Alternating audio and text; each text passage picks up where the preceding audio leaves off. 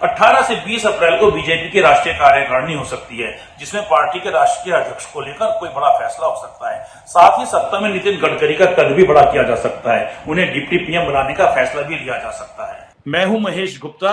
आज इस मुद्दे पर हमारे साथ बात करने के लिए हमारे साथ जुड़े हैं डिम्पू भावनानी, जो कि संजय जोशी के काफी करीबी माने जाते हैं। डिम्पू जी, आपका हमारे शो में शामिल होने के लिए स्वागत है। हम आपसे एक बात ये जानना चाहेंगे कि जो कि आप सभी लोग इस बात को काफी देख भी रहे हैं कि संघ और बीजेपी के बीच में काफी मतभेद है, जो उभरकर काफी ज्यादा सामने आ रहा है। काफी विरोधाभास है। ये हम इसको ये भी कह सकते हैं कि आए दिन ये बढ़ता ही जा रहा है। देखिए महेश जी, जिस मुद्दे पे बात करने के लिए आपने मुझे अपने चैनल पर आज बुलाया है, ये मुद्दा जहां तक मुझे पता है, मुझे जहां तक जानकारी है, मैं गलत हो सकता हूं, जुलाई महीने में संघ की एक मीटिंग, अगर मैं गलत नहीं हूं तो जुलाई महीने में संघ की एक बैठक हुई थी केरल में, और वो बैठक भी जहां तक मुझे पता है 3 दिवसीय थी। जिस तरह मार्च की बैठक जो संघ की हुई बेंगलोर में 21 से 23 मार्च तक, वो 3 दिवसीय बैठक थी, उसी तरह से संघ की जुलाई की एक बैठक हुई थी जो भी 3 दिवसीय थी। और जहां तक मुझे पता है उसी बैठक में माननीय संजय जोशी जी का नाम निकल के आया कि संघ चाहता है कि अब संजय जोशी जी को संगठन की कमान थमाई जाए और उन्हें भाजपा का अध्यक्ष बनाया जाए। और इस बात को 9-10 महीने हो गए। सरकार 9 जून को सरकार की शपथ हुई थी। नड्डा जी को उसी दिन, माननीय जेपी नड्डा जी जो भाजपा के अध्यक्ष हैं 2020 से, उनको उसी दिन केंद्रीय मंत्रिमंडल में शामिल कर लिया गया था। उस दिन बंगाल की बीजेपी अध्यक्ष सुकांत मजुमदार जी को भी केंद्रीय मंत्रिमंडल में शामिल कर लिया था। आप जानते हैं मैं कोलकाता से हूं, तो पार्टी से जुड़ा हुआ हूं, संघ की कुछ एक्टिविटीज से भी मेरा जुड़ाव है, और एक राजनीतिक विश्लेषक के नाते विश्लेषण करना भी हमारा काम है, मेरा काम है, मैं करता हूं। लोग कहते हैं, लोग ये बात सोचेंगे कि कोई आदमी जो किसी दल से जुड़ा हुआ है वो कैसे राजनीतिक विश्लेषण कर सकता है या कैसे पत्रकारिता कर सकता है, लेकिन लोग करते हैं। आज के डेट में बहुत लोग ये काम करते हैं।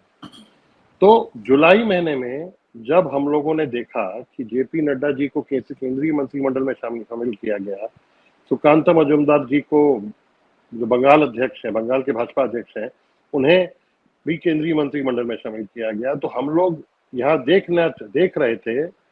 मैं पर्सनली इस चीज में बहुत ज्यादा इंटरेस्ट लेके देख रहा हूँ पिछले 9-10 महीने से कि कौन बंगाल का भी अध्यक्ष बन रहा है और कौन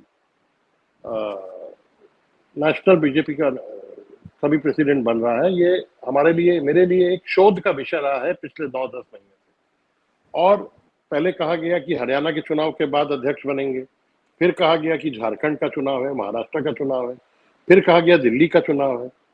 तो करते करते करते आज दिल्ली के चुनाव को खत्म हुए और मुख्यमंत्री रेखा गुप्ता को मुख्यमंत्री बने हुए 2 महीने हो गए, पर यह मैटर चलता जा रहा है। ये मैटर चलता इसलिए जा रहा है क्योंकि भाजपा और राष्ट्रीय स्वयंसेवक संघ के बीच में कुछ मतभेद है। राष्ट्रीय अध्यक्ष के आसन को लेके कौन उस आसन पर विराजमान होगा। मुश्किल क्या है, मतभेद होना कोई बुरी बात नहीं है। मतभेद एक घर में पिता पुत्र के बीच में भी होते हैं, मतभेद भाई भाई में होते हैं, मतभेद स्वामी और उसकी स्त्री में होते हैं। व्यवसाय के मामलों में मेरे पिताश्री से पिछले 20 सालों से बहुत बातों पे मतभेद रहा है, पर मतभेद कभी मनभेद नहीं बनना चाहिए। मतभेद जब मनभेद बन जाता है तो समस्या का वहां से समस्या का निवारण मुश्किल होता चला जाता है। डिम्पू जी, किसके मन में भेद ज्यादा है? देखिए, अगर आप मुझसे पूछेंगे किसके मन में भेद, अगर आप मुझसे पूछेंगे कि आपको अपनी बाईं आंख से ज्यादा प्यार है कि दाहिनी आंख से ज्यादा प्यार है, तो मैं आपको क्या जवाब दे पाऊंगा? भाजपा मेरी दाहिनी आंख है और राष्ट्रीय स्वयंसेवक संघ मेरी दाई आंख है। मैं कभी नहीं चाहूंगा मुझे दोनों में से एक की तरफदारी करनी पड़े और एक की बुराई करनी पड़े। कोई भी राइट विंगर या बीजेपी या आरएसएस का सिंपैथाइजर, मैं अपने आप को सिंपैथाइजर कहता हूं क्योंकि मैं भारतीय जनता पार्टी या राष्ट्रीय स्वयंसेवक संघ दोनों में से किसी के पद पर नहीं हूं, इसलिए मैं खुद को सिंपैथाइजर मानता हूं। मैं खुद को राइट विंगर सिंपैथाइजर मानता हूं, राइट विंग पॉलिटिक्स का। लेकिन अगर मुझसे मुझसे आप पूछेंगे कि आपकी दोनों आंखों में से कौन सी आंख आपको ज्यादा प्रिय है, तो मैं क्या जवाब दूंगा? आपको दे पाऊंगा? धर्म संकट है ना। डिम्पू जी, लेकिन मैं जो इतना जरूर कहूंगा, मैं बोल लूं, मैं ये जरूर कहूंगा कि नरेंद्र मोदी ने भाजपा को शिखा के सत्ता के शिखर पर बैठाया है।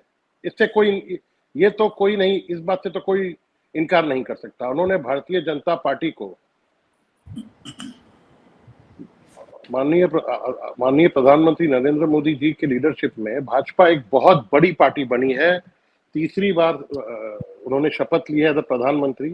नेहरू जी के रिकॉर्ड का उन्होंने बराबरी की है और कई राज्यों में उन्होंने सरकार बनाई है। उनके लीडरशिप में कई राज्यों में सरकार बनी है और भाजपा को एक मास बेस्ड पार्टी बनाने का काम नरेंद्र मोदी जी की सरकार ने किया। इस बात से तो कोई इनकार नहीं कर सकता। लेकिन ये भी मैं जरूर कहूंगा, और हो सकता है मेरी ये बात सुन के कुछ मेरे भाजपा के मित्र नाराज हो मुझसे, लेकिन जो सच है वो मैं जरूर कहूंगा। राष्ट्रीय स्वयंसेवक संघ की अनदेखी भी इस सरकार ने की है। ये तो हुआ है। ये तो साफ है बिल्कुल। आप एक बात बताइए मुझे महेश जी,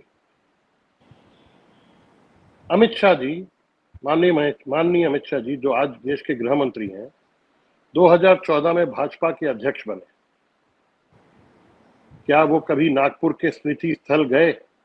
उसके बाद क्या उन्होंने हेडगेवर जी और गुरु गोलवेलकर जी के मूर्तियों पे श्रद्धा सुमन अर्पित किए?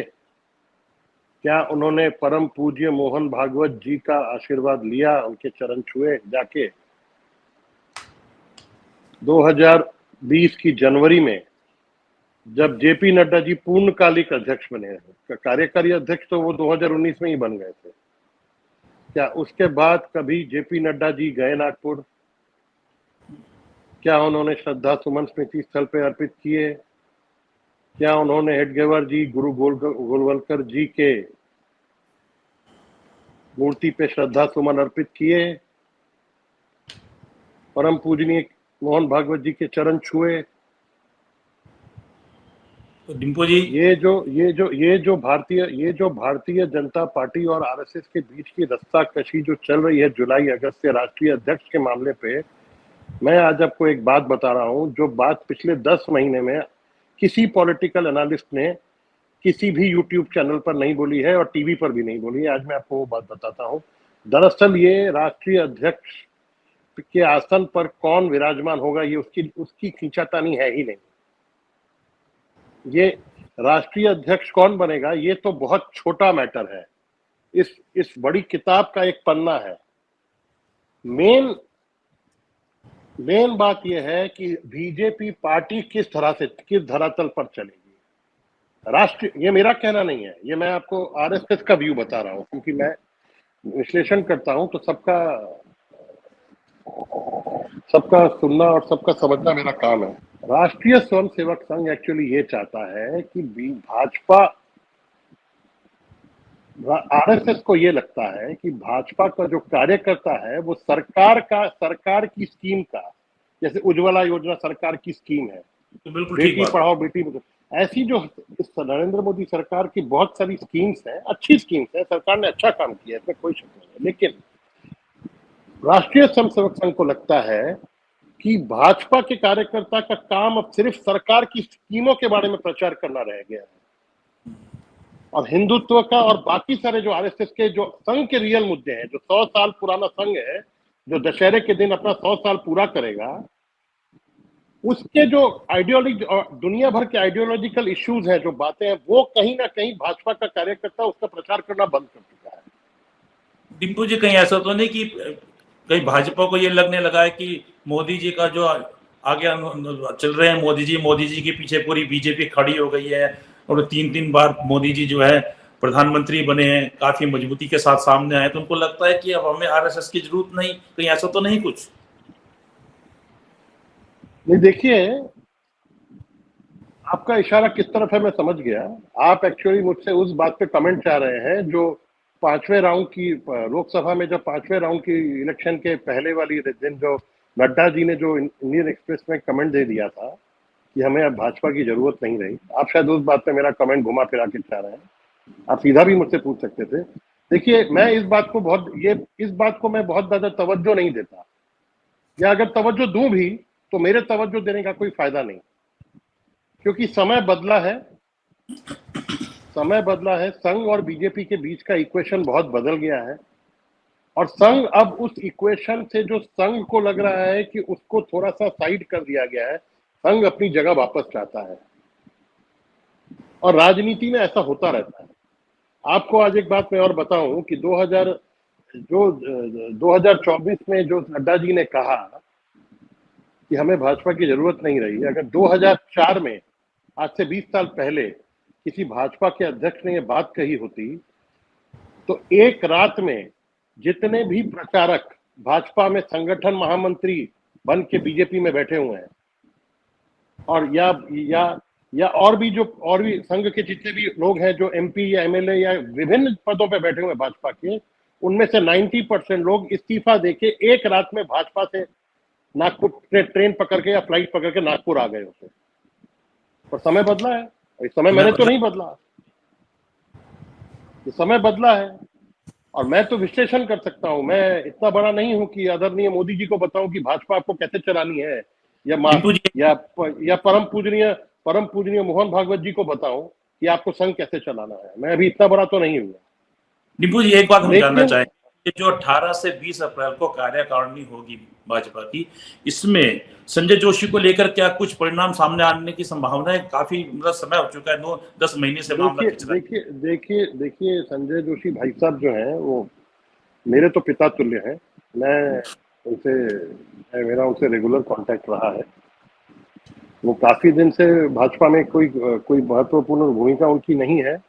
अब चूंकि मेरे पिता तुल्य हैं तो मैं तो बिल्कुल चाहूंगा कि आने वाले दिनों में इनकी एक बड़ी भूमिका हो। इसमें कोई बड़ी, ये तो नेचुरल सी चीज है। लेकिन ये फैसला तो संघ को, परम पूजनीय मोहन भागवत जी को और प्रधानमंत्री मोदी जी को करना है। अब मैं तो यही, और क्योंकि मैं आरएसएस और बीजेपी दोनों का ही सिंपैथाइजर हूँ, राइट विंग पॉलिटिक्स से जुड़ा हुआ हूँ, तो मैं तो चाहूंगा कि ऐसा डिसीजन लें जिससे आरएसएस भी अच्छे से चले और बीजेपी भी आगे से चले। मैं आपको एक छोटा सा प्रसंग बताता हूँ महेश जी, आपको सुन के बहुत अच्छा लगेगा। आज हम लोग जिस जगह पे खड़े हैं ना, ये स्थिति लगभग कैसी है मैं आपको बताता हूँ। आपने बी.आर. चोपड़ा का महाभारत सीरियल देखा होगा। युद्ध के पहले जब श्री कृष्ण का रोल उसमें नीतीश भारद्वाज जो एक्टर थे उन्होंने निभाया था। श्री कृष्ण जी जब युद्ध के पहले शांति दूत बन के हस्तिनापुर जाते हैं तो वो धृतराष्ट्र से कहते हैं कि महाराज, शांति का मार्ग अपनाइए और पांडवों को उनका हिस्सा दे दीजिए, और आपके पुत्र कौरव और पांडव दोनों अगर मिल जाएं तो ये पूरी पृथ्वी उनकी हो सकती है। उनकी सीमाओं के अधिकतर किसी की सीमा ही नहीं रहेंगी। मैं भी यही कह रहा हूं कि आज अगर संघ और भाजपा अपने मन मुटावों को और अपने छोटे छोटे स्वार्थों को अगर उसकी तिलांजलि देके पूरी तरह से एक हो जाए तो अभी भारतीय राजनीति में आज बीजेपी आज बहुत आगे बढ़ चुकी है। बहुत सारे राज्यों में इसकी सरकार है, पर अभी भी भाजपा और भी आगे जा सकती है। मैं आपको एक राजनीतिक तथ्य के थ्रू ये बात बताता हूँ। इस देश में करीब सारे, मेरी एक बात सुनिए, इस देश में करीब 4-4.5 हजार एमएलए की सीट्स है, जिसमें एक समय कांग्रेस के 3200 से लेकर 3300 एमएलए हुआ करते थे, और इतनी सक्सेसफुल होने के बाद भी बीजेपी के आज भी 2000 से ज्यादा एमएलए कभी नहीं रहे। तो अभी बीजेपी के पास सबसे ऊपर जाने का कितना स्कोप है, इसका अंदाजा आप लगा लीजिए। देखिए डिम्पू जी, इसी बात पे हम जानना चाहेंगे कि अभी आपने इस बात को दोहराया अभी कि अगर इस संघ को साथ लेके चलते तो और आगे जाते, तो इसका मतलब ये साफ है कि संघ को साथ लेकर नहीं चल रहे हैं और कहीं ना कहीं बीजेपी उसका खामियाजा भुगत रही है या भुगतेगी? देखिए, मैंने आपको कहा ना कि अगर क्या कहते हैं ये, जैसे जैसे श्री कृष्ण ने कहा था धृतराष्ट्र से कि पांडव कौरव एक हो जाए तो पूरी पृथ्वी उनकी हो जाएगी, वैसे ही मैं कह रहा हूं। मैं शांति दूत की ही भाषा बात कर रहा हूं। जब मैं शांति दूत की भाषा बात करूंगा तो मैं तो दोनों से बराबर बात करूंगा। मेरी राजनीतिक हस्ती कुछ नहीं हो, लेकिन मेरी political as a political analyst जो मेरे को बोलना है वो मैं बोल रहा हूं। अगर ये लोग एक हो जाए तो अभी ये लोग कहां तक जा सकते हैं? जब मैंने आपको बताया ना, जब इंदिरा गांधी एमपी थी तो कांग्रेस के 3200-3300 एमएलए पूरे देश में हुआ करते थे। आज भी बीजेपी के 2000 से एमएलए ज्यादा कमी नहीं रहे। 2014 के बाद किसी भी गिवन पॉइंट पे बीजेपी के 1800 से एमएलए नहीं रहे ज्यादा। तो अभी बीजेपी के पास ऊपर जाने का कितना स्कोप है, इसका अंदाजा लगा लीजिए। अभी उसको बीजेपी अगर संघ को पूरी तरीके से साथ में लेके चले तो उसके पास ऊपर जाने का बहुत स्कोप है। और इस देश में बीजेपी के अगर 5, मैं आपके सवाल का जवाब दूसरे तरीके से दे देता हूं, अगर बीजेपी के 5 शीर्ष नेताओं का नाम मैं लूं तो उसमें से 4 ये जरूर हैं: नरेंद्र मोदी, नितिन गडकरी, संजय जोशी, अमित शाह। 5वां कोई भी हो। इन चारों की भूमिका तो बड़े लेवल की होनी ही चाहिए। कौन किस पद पे बैठेगा ये बोलने के लिए मैं आपसे नहीं कह सकता, मुझे आप क्षमा कीजिए, क्योंकि मैं राइट विंगर पॉलिटिकल एनालिस्ट हूं, लेकिन मैं राइट विंगर भी तो हूं। आखिरी सवाल आपसे सिर्फ यही है कि अब जो कार्यकारिणी होगी 18 से 20 अप्रैल को, अगर इस बार भी कार्यकारिणी में हम ये बोलेंगे कि आरएसएस को अगर नजरअंदाज किया गया तो क्या उसके क्या परिणाम निकलेंगे? देखिए, अच्छा सोचिए, अच्छा होगा। बुराई नेगेटिव क्यों सोचे? मैंने आपको बताया, मैं तो भाजपा का मेंबर हूं। मैं तो नेगेटिव नहीं सोच सकता। मैं तो सुबह को आजकल उठता हूं 8 बजे, पहले नहा धो के पूजा करके भगवान के आगे 1 घंटा पूजा करता हूं कि भगवान सब शुभ हो। चलिए, मैं तो नेगेटिव नहीं सोच सकता। आप लोग भी शुभ सोचिए, शुभ होगा, मंगल होगा। चलिए, नरेंद्र मोदी जी, परम पूज्य मोहन भागवत जी बहुत समझदार लोग हैं, देश को चलाते हैं। उनसे इतना अच्छा देश चला रहे हैं। आज 11 साल में देश इतना आगे बढ़ा है। अच्छा सोचिए, अच्छा होगा, मंगल होगा। डिंबो जी, आपका हमारे शो में शामिल होने के लिए बहुत बहुत शुक्रिया। नमस्कार। और आप हमसे जुड़े रहने के लिए सब्सक्राइब करें YouTube पर, फॉलो करें Twitter पर और लाइक करें Facebook पर। और ज्यादा जानकारी के लिए आपको टाइप करना होगा सिर्फ न्यूज नशा।